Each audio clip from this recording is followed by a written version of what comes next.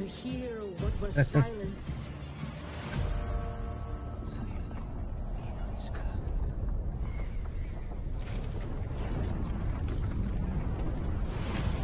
To cherish what was about to fade.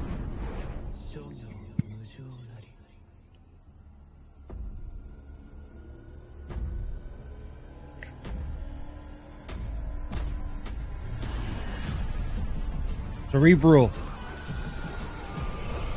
Ah.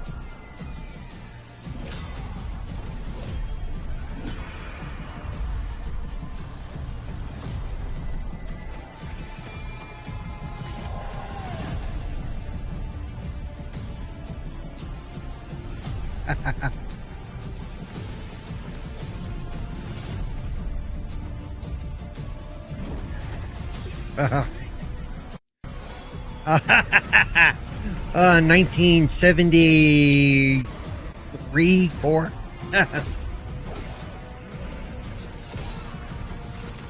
Shedding their old selves, shimmering along the haze. Embracing Yeah. to be transformed and awakened. They would If I was a superhero, I'd be the guy with the really big brain, you know. Yeah.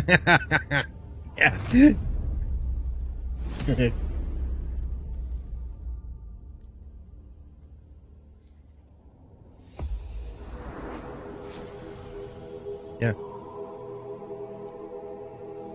Well, see, that's what on the Stubbs cast yesterday, he asked me about the source of my name, and I said it actually works in two ways. One, that I'm very intelligent, but two, it plays into my condition, called cerebral palsy.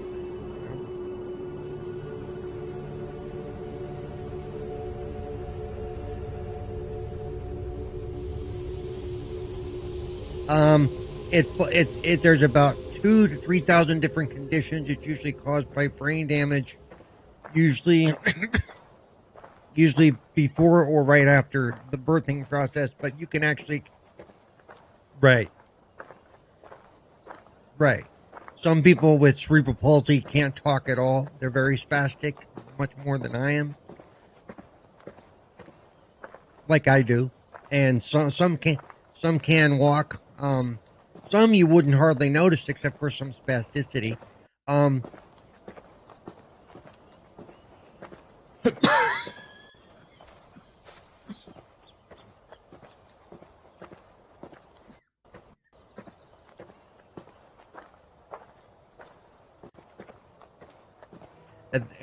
And that could have been part of it, yeah. But if you watch yeah, yep.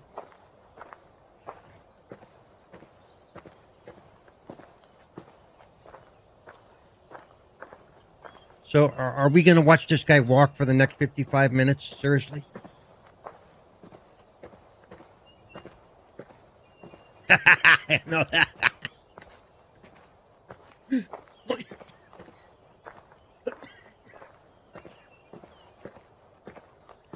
Oh yeah, it looks beautiful. Yeah.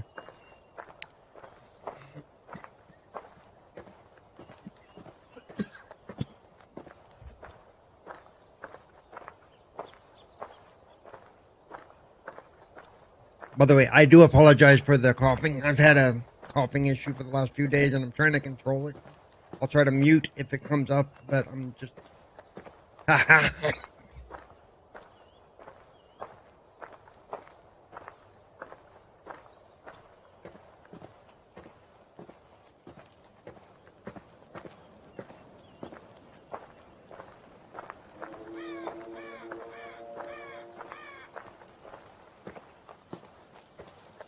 But I was going to say, if you watched Breaking Bad, the son of our great hero Heisenberg, that actor actually has cerebral palsy. So does the kid in Speechless. Though in real life he can talk.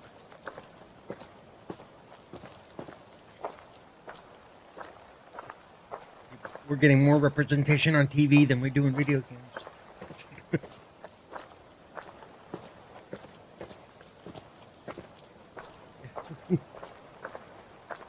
Yep.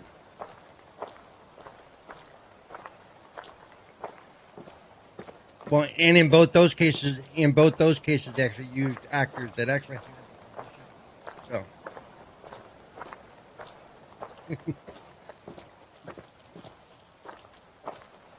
yeah. Well, no, I talked about this yesterday a little bit too. In games like even in survivor games or futuristic games, yeah, we're not going to be the ones out there running from the zombies or whatever. We can definitely be quote support staff, you know. um, correct. Like Batman had Oracle after she broke her back. Um, um, right. Well, I've held jobs too. I've been a computer tech and a teacher's aide and things like that in schools for many years. Oh yeah, absolutely, yeah. Or in a game, even in games like even in games that are kind of futuristic, like where the wheelchair could be made to be basically a floating fortress. You know, not only does it not only does it mobilize me, but it has guns or rockets or whatever. You know, so basically you have the guy who can't run, but he's got the ability to keep up with the other people. Yeah, basically. There's a lot of, and that's just.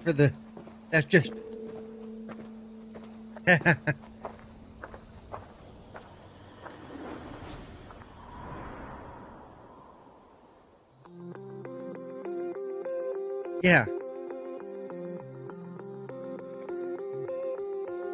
In the disability community, we have a saying, nothing about us without us.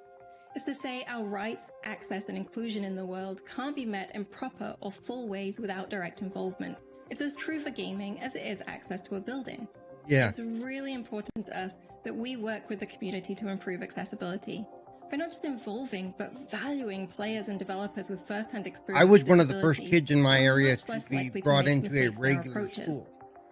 Even if our efforts are well-intentioned, my generation might not really reduce a barrier. Yeah, we were in orthopedically handicapped really schools. Thankful and proud of the community for their contributions. But after the third grade, when the school went, we don't think Paul's socially ready to move on to the fourth grade. My parents went, no, and so I ended up going to a school in my neighborhood. At a table, going through ideas on how a feature could be used. Like the directional captioning. And this was back in 1974. What kind of information could be on the screen at the same time? Whatever could be removed. Hey, I can't help it. There was a lot of going back and hey, forth Handy. To make sure there was no confusion. It was great how they were double checking. We're taking over. We're taking over. Right. It's what happened. I grew up waiting for accessibility to be something companies can talk about.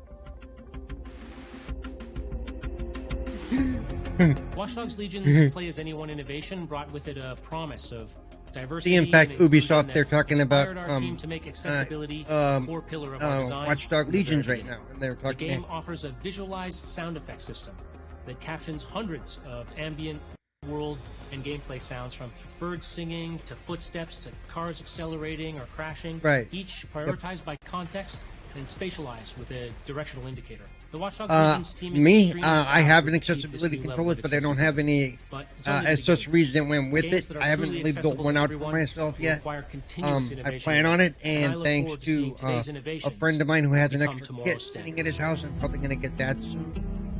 But I found that for my uses, even the elite features very to a point, my left hand is kind of useless in that sense. For player to choose their text size, but also the text size of the subtitles. You can add a background to your HUD. What I had was when I had one before a friend of mine lost it. When I told him to give it to UPS, the icon size also. I had the depending on your gaming setup.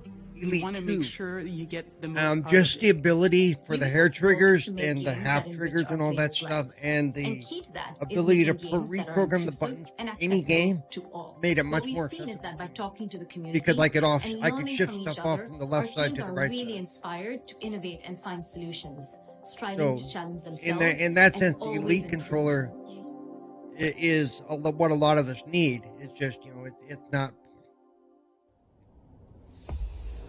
I couldn't really use the paddles because even my right hand, which is my better hand, isn't that good.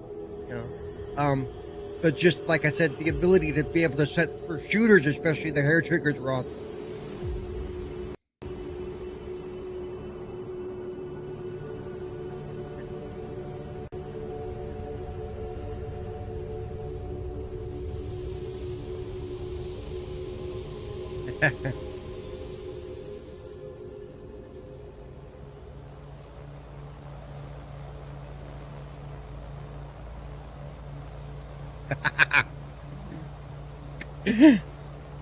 He's fading away. He's fading.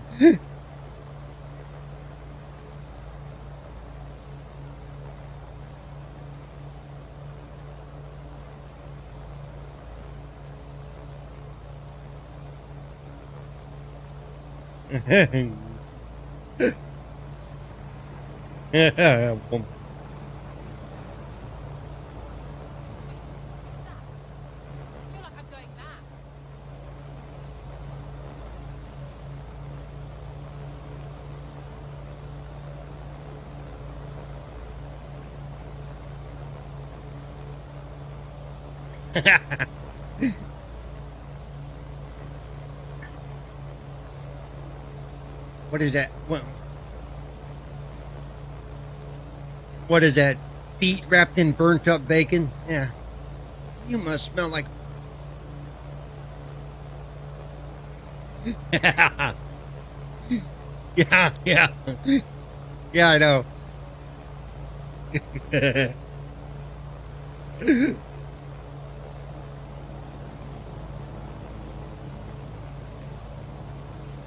Especially when you think about it, how did he go to the bathroom in that thing, or was it just kind of all built in? Yeah, I know.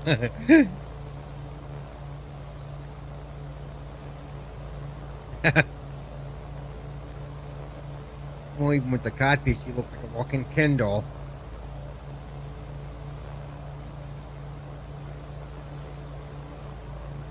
Yeah, I know.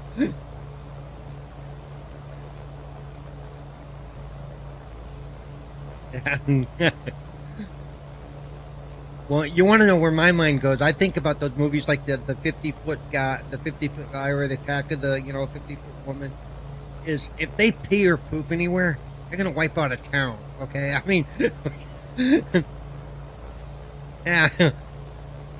Or King Kong just taking a shit on somebody,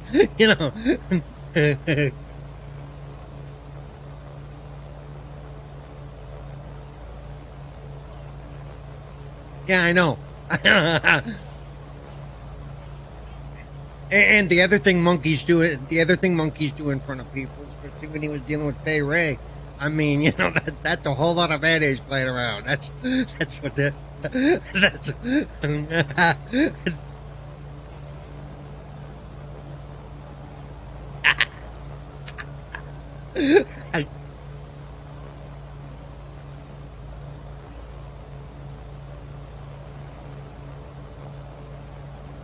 Yeah, we're just gonna.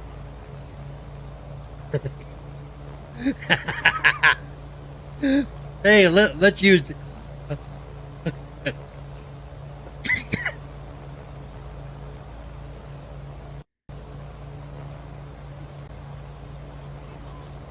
But at least it's moving forward.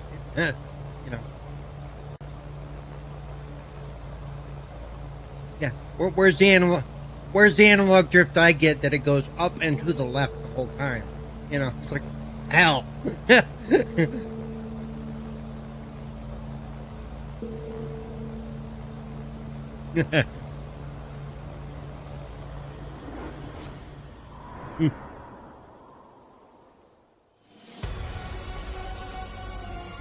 I want to play this. I haven't played the second one. I did like the first one. I want to play the second one.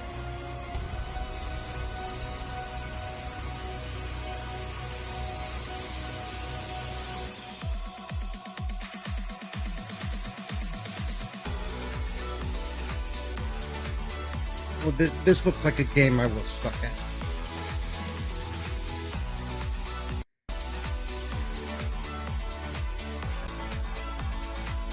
Whatever this is, I'm going to be bad at it. I'm going to be very bad at it. Available now for free.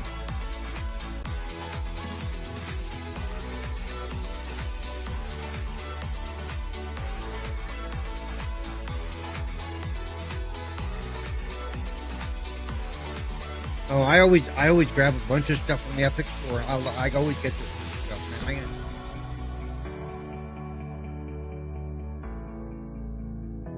I'm about to get all the free stuff they throw down, and you know they throw down some good free stuff.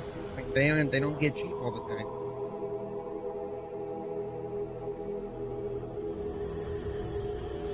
Yeah.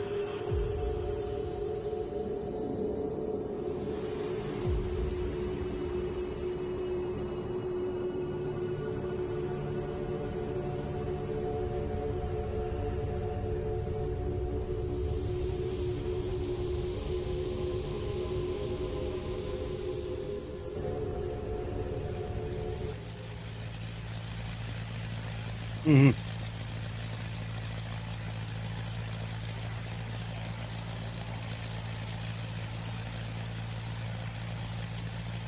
Ghetto Flight Simulator. Oh, there it is. He drifted to the left, just like, yeah, there you go.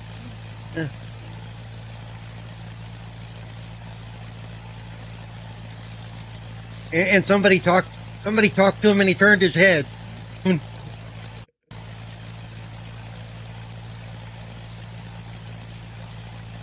Yeah.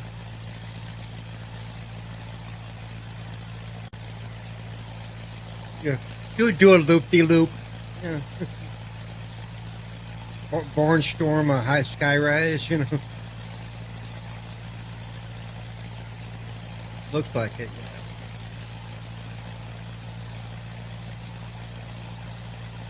Yeah, doesn't that make sense?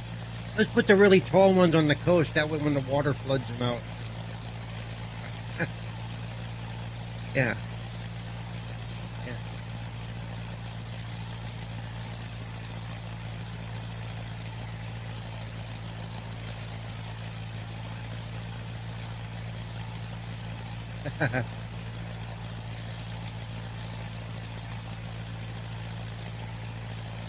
A cruise ship.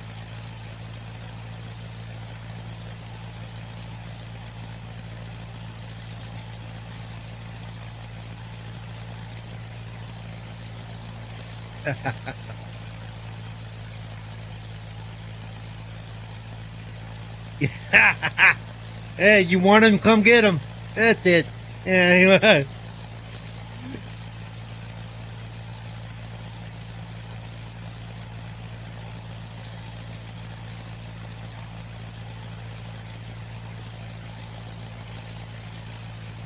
Right there if you want him.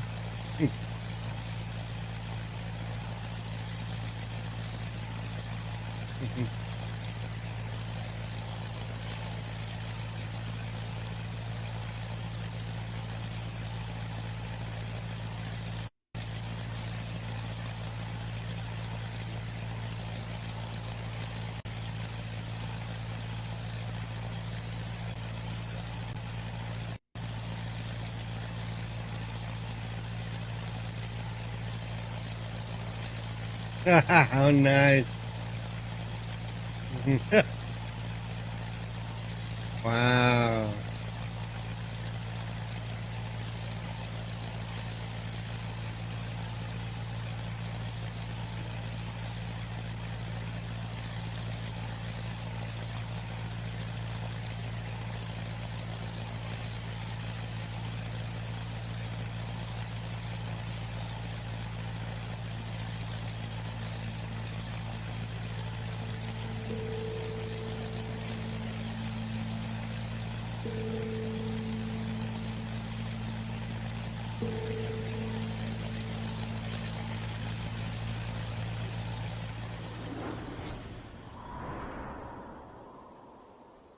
So you might often see on social media, Well, no, watching the guy walk across Valhalla was not exactly jaw-dropping.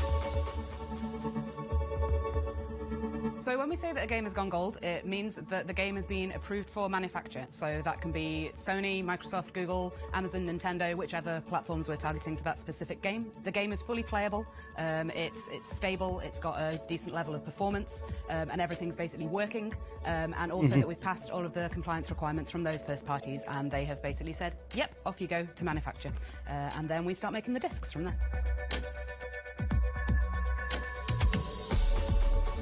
So the term going gold comes from when this was all done on physical discs. Pretty much point now, that is so really when like the ones that were sent to the manufacturer company with that version of the game on that has been given the thumbs up, they were gold coloured, and so we still use that term today. So when we go gold, it doesn't mean that all the work is here in the done. South, we put sugar in our brown water water. About 6 to 8 weeks before launch, so there's some time there that we can use to properly polish the game and fix things like stability and niggly issues that might impact the gameplay when we go live.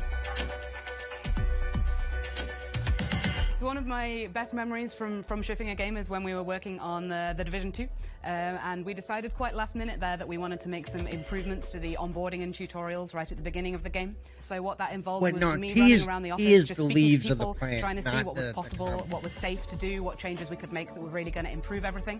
And it was great to be able to work that tiny bit of magic right at the end that was going to improve the experience for everyone. Well, if you get it fresh, it's not dried up. That's how they found it in the first place. So when a game goes gold, that's quite a big milestone for the team. It means that something that they've been working on for quite a few years is almost ready to go. So remember to give them a shout out when you hear a game's gone gold. It means that we're all really excited to see you get your hands on the final product.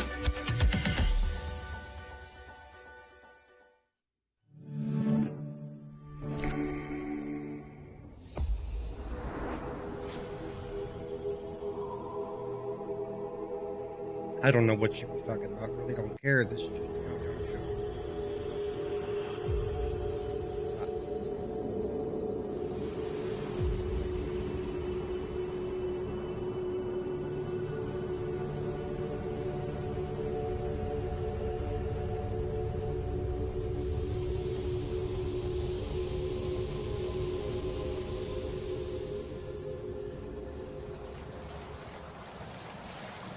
Oh, we're back in Valhalla. We're gonna watch a boat go down the river.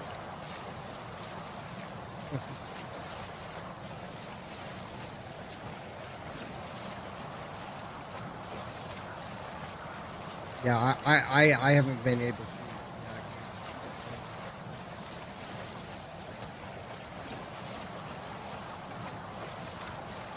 You know,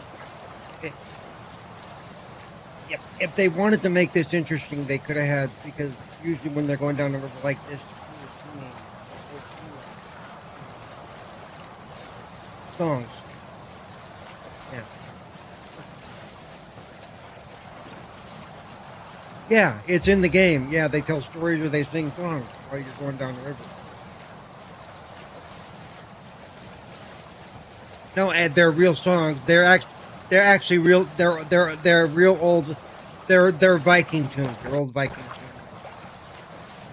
Oh, stop that! Wow. Yeah. You know. Yeah. Michael rowed the boat ashore, whatever the equivalent is. Yeah.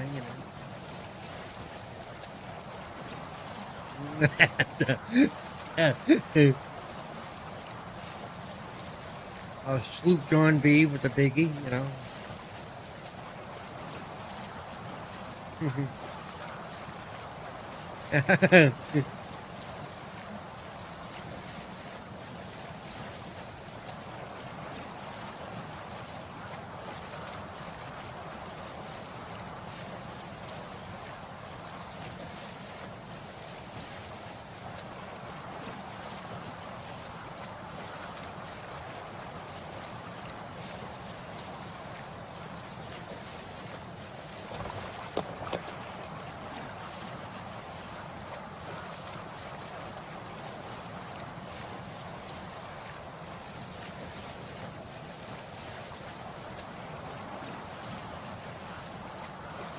Yeah.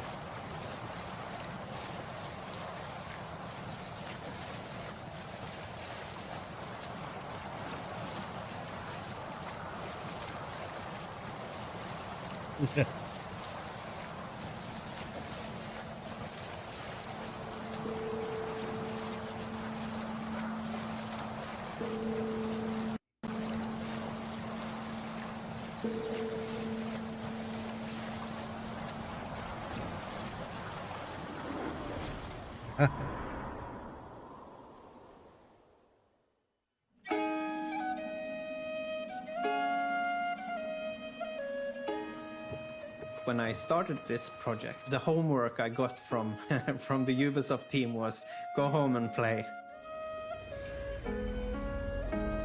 My name is Einar Salvik, a musician and composer from Norway. My name is Julie Fowlis, and I'm a musician and a singer from Scotland. I predominantly sing in Scottish Gaelic. The music that I perform is deeply rooted, the music of the Highlands and Islands in particular. Oh, I do. Yeah. I understood quickly that myself and people in the music team of Ubisoft, we had a lot of the same ideas and vision of what my part in it could be. Oh yeah, I lit up the arrow. I'd light them on fire and blow them up by the herd. I could already hear the music in a way. In earlier Valhalla, in earlier Assassin's Creed games, if you did that, you'd be a criminal. Yeah, always. They've taken all that away. You're free to take whatever you want and kill whatever you want. They don't care. You know? I do connect to her way of approaching the older song traditions. It feels great to have her part of this. It was certainly an amazing opportunity to work with Einar. Well, I love his work. They don't have the hidden blades or his stuff approach anymore. to making he music. takes out the assassin. To work with Einar on these songs was just something to me that felt quite natural and really enjoyable, actually. They're still good games, but they're not Assassin's Creed. I implemented instruments such as the lyre, which would be the most common string instrument at the time. I of course used the bronze horns that we also have in Scandinavia and was present in Ireland at this time and for a long period before this as well. One instrument that I introduced that I didn't use in the main game is the crwth. It's a form of lyre, was present in both Ireland and Wales and Scotland. Yep. So of the two songs that we worked on, one of them was in like I said, it could be under the Assassin's Creed title, but not be an Assassin's Creed from game. The early 800s. That was the intention of the song, creating a praise poem for Flann. The Leofalis, there are many strange myths about it. It is sort of the coronation stone that had a power of choosing the king. When a truthful king would touch it, the ground would resound beneath it. It is sort of the heartstone of Ireland. It was really a great experience working on these two songs. Well, I'm going to jump over very, to Lemon's channel because I told him I'd join him. Stylistically, he's going live now. And linguistically also. He's going live right now. We wanted the Gaelic language, Old Irish Gaelic, which is a sure we'll see the same language. thing here as we watch them go This through is a whatever language this that we is. have evidence of through writing, but we don't know how it sounded. Yeah, I'll let him know that too, because I could actually, because of the way he's set up, I could actually have you both in my head, and you'd be both on The my legend screen. is that the stone will bring woe, but the song claims Yeah, if he goes Ireland through- came he- to peril, the stone would rain a Yeah. storm of wonders. But Ciara is a very important let me hop over and see what he says. character in this story. Ciara means a dark-haired one, and it was challenging for me too. I had to adopt the voice of this amazing character who's a very, very strong character. But it was really incredible recording the voice parts and being directed in real time from Canada. I put a lot of heart into my work. It's important that it reflects the game, but also reflects the culture. The music and the language, they really shape our identity as Gaels. It was hugely satisfying to work on the music, and actually for me it was a great way to channel some creativity during the pandemic.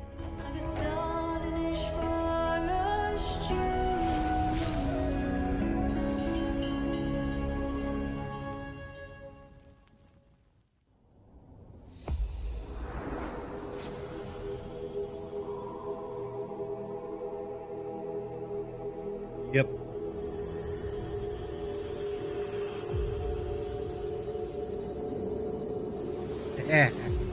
Yes, I do.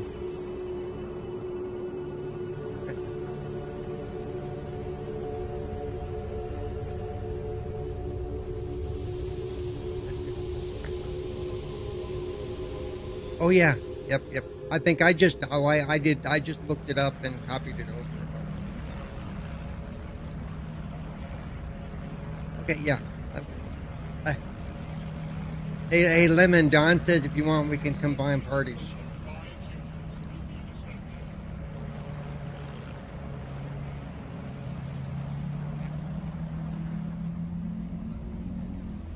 The Don, yes, the Don. Yeah, he's streaming right now.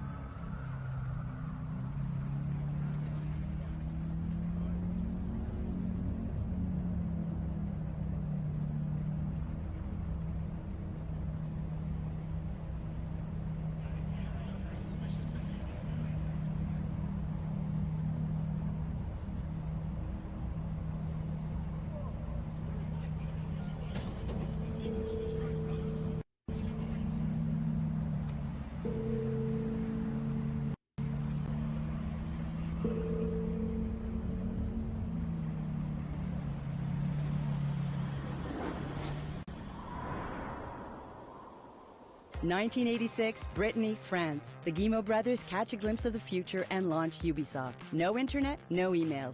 Just a bunch of people and a passion for technology and games. Today, Ubisoft still has an eye on a future where 85% of the jobs that will exist in 2030 haven't even been invented yet. Since Ubisoft can't predict the future, we need people ready to forge it. Talented people who aren't afraid to create the unknown. And Amandine Lower is one of those people.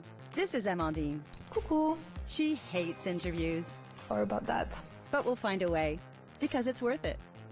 I could tell you she's a junior developer, a graduate of a video game school, but I won't, because she's not. Instead, I'll tell you the story of an unexpected career path. Well, I'm the narrator, by the way. I don't really exist, but I know Amandine and I know Ubisoft. She'll correct me if I get anything wrong. I can do that. Amandine loves arts and crafts. She draws illustrations and character art. She can crochet tiny cute animals. She studied languages at the University of Chambéry, France. She lived in New Mexico and Japan. In each new place, she started off from scratch, totally lost, barely understanding a word, and she loved it. I can't say it was always easy, but I love developing new skills to get out of tricky situations.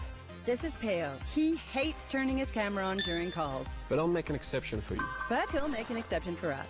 Peo is Amandine's first real boss. He recruited her in 2016 for an internship in communications, even if she didn't have a degree in communications. She seemed daring and resourceful. He trusted her immediately. And yes, Amandine plays video games, but lots of people at Ubisoft play games. Many don't, and that's just how Ubisoft likes it.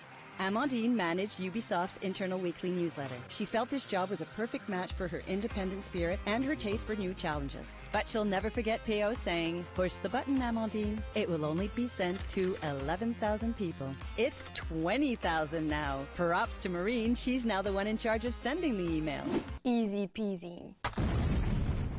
This is Colleen. She's a content communications manager. She helped Amandine build on what she learned with Peo when she hired her am I next. still sounding robotic? She wasn't afraid to break with convention, and I really encourage that. Because it provides a new way of doing things. Amandine started organizing conferences and writing speeches for Ubisoft speakers. She was learning something new again, and she loved it. I know it sounds weird, but she's telling the truth. I love a good challenge. But in Amandine's head, a little seed had been planted. Am I still sounding An idea robotic? was forming. She was so close to the people making the games she loved. I'm not sure what 2 that's years all about. later, it became clear. She It's wanted not to my- be a line dude, designer. it's not my Amandine connection, reached okay? out I to was just Elizabeth. on a She chat was leading with teams the other of line gentleman. designers at the time. The way she talked about the game she liked was so passionate and professional. She was even able to connect an IP to a player journey and talk about those tiny details that can sometimes make a huge difference on the quality of the game. Amandine started helping production teams design the content of their games. She's one of the bridges between the top management at HQ and the production teams in Ubisoft Studios.